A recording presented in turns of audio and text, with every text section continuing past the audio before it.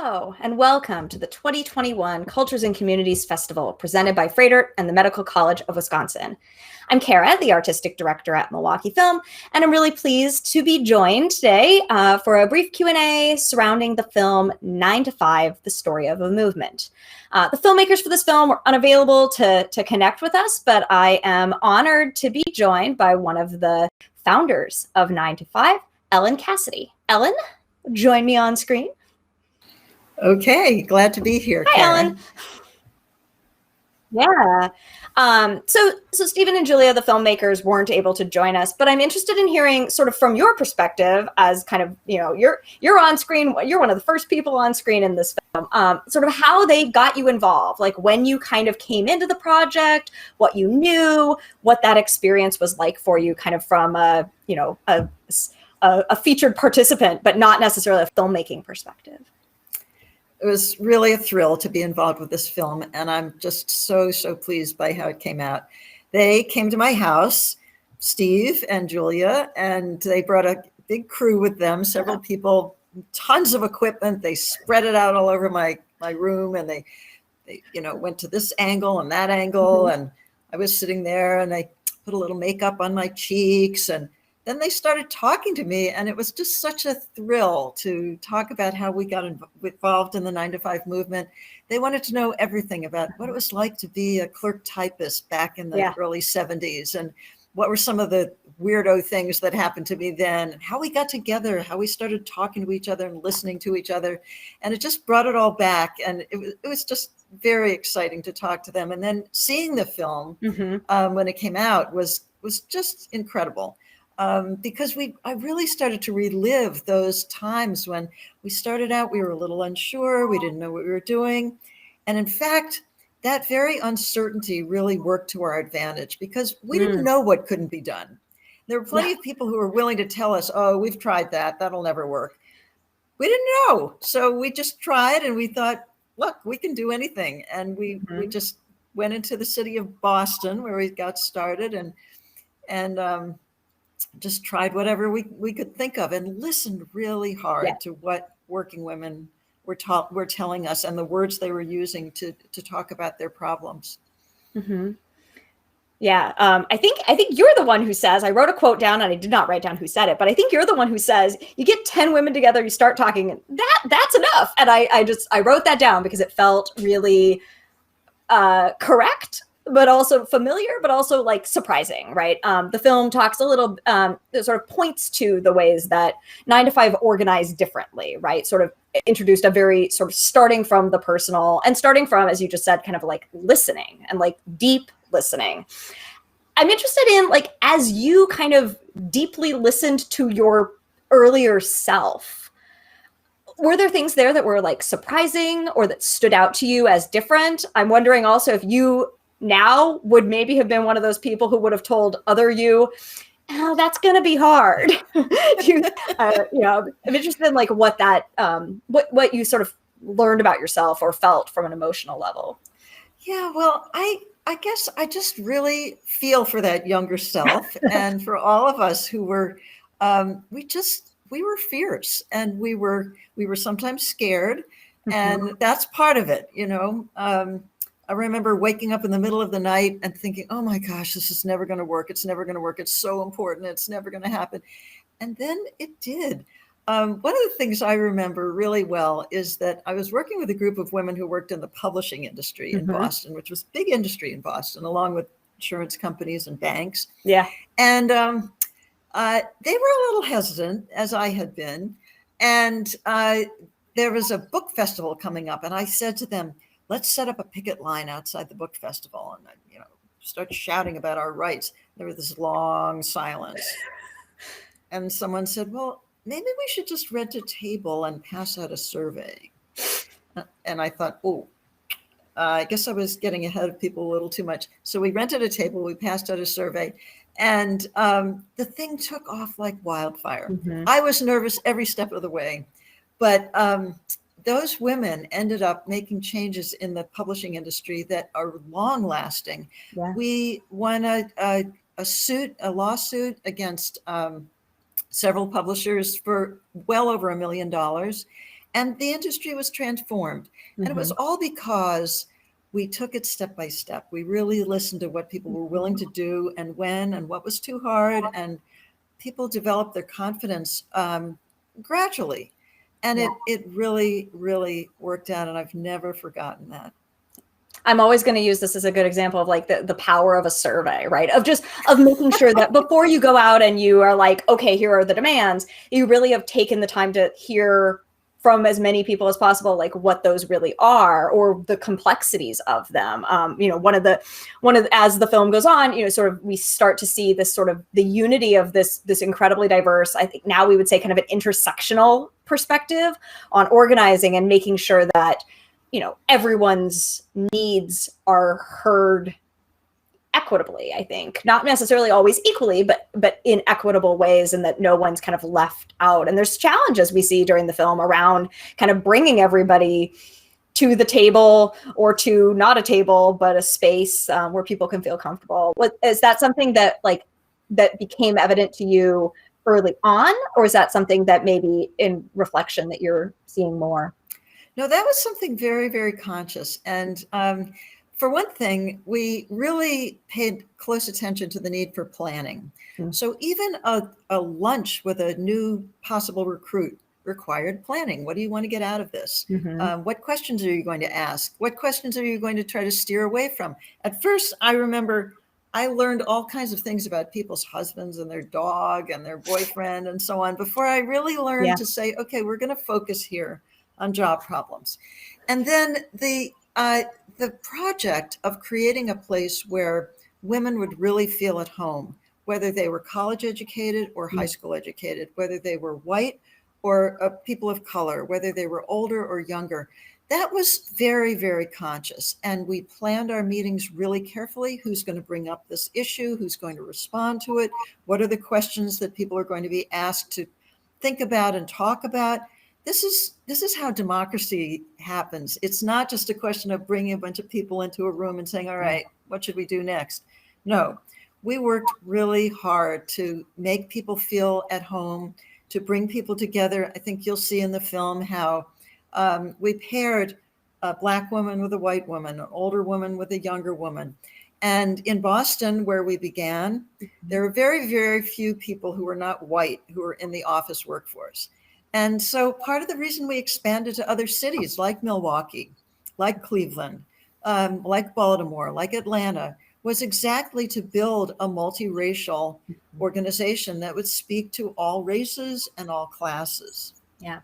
I think we bear witness when we watch the film to how along the way, it wasn't like, oh, here's just how we do this, but that planning, trying, discovering some, oh, I thought we were building trust here, but it wasn't working, and trying new things, and, learning that the way that Atlanta organized was very different than the way that Cleveland organized, and learning some of those local practices, just, to build human trusting relationships through which that listening and that work can then happen. I love that willingness to kind of take it slow, make little mistakes that you can then course correct and kind of keep working through. I think one thing that we always kept in mind was that our focus was to join together, link arms, join together, and go after a target, like a boss. And whether that was an individual, like the guy who fired his secretary for bringing him a corned beef sandwich on white instead of rye bread, or whether it was a huge company like the First National Bank of Boston. The idea was to turn our focus to that and figure out how we together could make progress against the real problem and make policy changes, not just, I think at the time, one of the things we had to battle against was that women tended to feel that if they were stuck in the pink collar ghetto, as it was called, it was probably their own fault. Maybe they needed to dress a little better. Maybe they needed to take another class. But our point was that it's not about you, it's the policies. It's a general situation, and we need to join together to change that situation. Yeah. And what you just described, I think, crosses over a variety of places where systemic inequities have really created this, it's your fault. Well, no, there's a systemic problem that needs a larger force to kind of, unravel it, really, to like to break it down, to find, the policy change that kind of serves everyone for the better. So the film was supposed to have premiered at South by Southwest in 2020. I actually first watched it in the like weird virtual industry version here, and I'm so excited that we're able to share it with Milwaukee finally. I'm interested in sort of that response and that experience of, kind of sharing these stories in a time where those communal moments aren't possible. And then particularly, like, I think there's a poignancy to the way that the film kind of unknowingly reflects on so many of the the disparities that have been exposed by the pandemic around work, around women working, around new conditions of work. So I'm just wondering, like, what has that response been like, and what does that sort of timing feel like for you? Well, it's been quite a tough year for everyone. I think that I've been really pleased by how passionate people have been about this film and how inspired they feel. Both people of my generation who lived through those times, and also younger activists who are looking for inspiration. And I think my message to them is learn from what we did. And learn from how just some of the things in the film feel so outdated.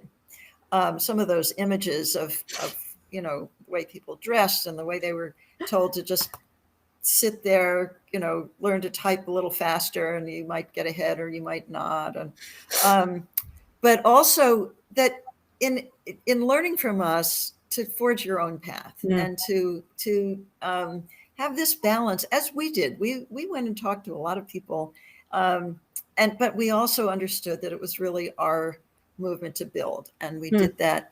And in the pandemic, I think a lot of things are kind of waiting for the world to open up again. But as we know, it's not all of that, because we saw the union vote, the election at Amazon, and we're seeing a lot of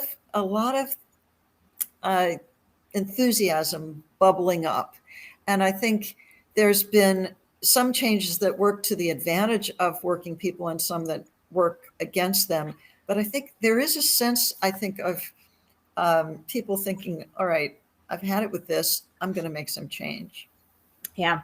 And the film ends reminding us about the sort of like, the focus, the demands, the circumstances have changed, but maybe, the work of improving labor conditions, working conditions, work, pay, all those related issues for everybody is not like a short-term goal. It's a very long-term goal, and it's a constant, like, incremental fight. And so, recently, Fight for 15 initiatives, emphasis on, domestic workers, on care, on, the ways that the government infrastructure bill might include caregivers and domestic workers. I'm like, there's these sort of moments that in watching the film now feel very, very timely, even though they are from a different time to sort of reflect with. So I love that about that.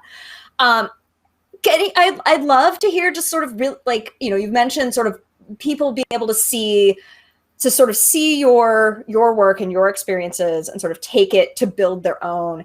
Are there current sort of issues or platforms, or even just specific actions that you would recommend that audiences that kind of want to kind of dip their toes in, or like plunge entirely into improving work or other related issues? Where should people start? Well, we started by talking about our own situations. And I think that's what working people are going to need to do and are doing. Work is tougher today than it was for us back in the early 70s in some ways. Some things have changed. I think a lot more bosses get their own coffee, for example. But other things have become really difficult. People have, fewer vacation days, fewer pensions. The whole, what we call the social contract between management and employees has gotten eroded more and more. And I think the film points out really graphically how employers really fought back against the idea of worker power and unions. Yeah. And it's going to take people really looking around and doing what we did, in order to build, enough power to win something on the job, you have to pick your victories very carefully. You have to reach out to everybody in every corner of your workplace. We made great use of community support. So, and really pioneered a lot of things that were sort of floating around the labor movement, but needed to be beefed up more, like using humor, using the media. We worked like dogs to get covered by the media, and we were quite successful in that.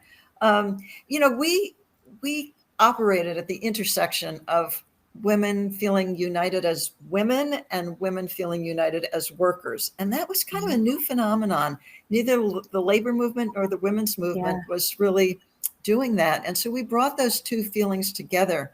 And today, maybe that's a little more accepted already. People understand that better today than they did then. So it was new then in a way that it maybe is already part of our culture today. That people are going to find their ways of bringing their different, identities together. And that's going to be very exciting, I think. Yeah.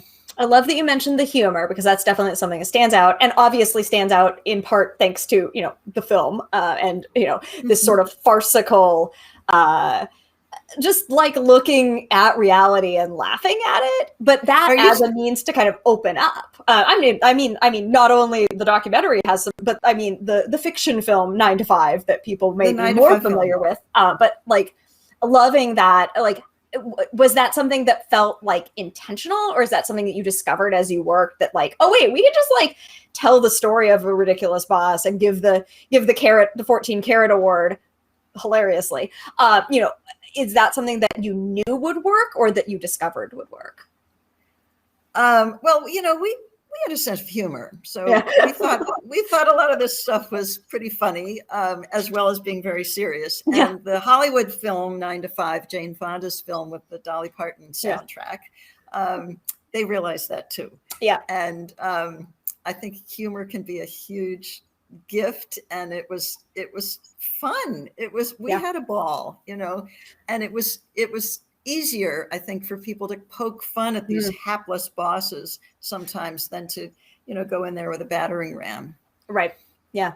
I don't think if you can make people laugh at this, then all of a sudden they realize they have to confront that. Like, oh, well, if I think that's ridiculous, do I also think maybe I think I'm ridiculous at certain things at certain moments? So I love that. I love that tool as something to catalyze for change. And there's a handful of films in the Cultures and Communities Festival that I would say notice that or use that. So folks who are watching can notice that weird theme that is not really a theme as well.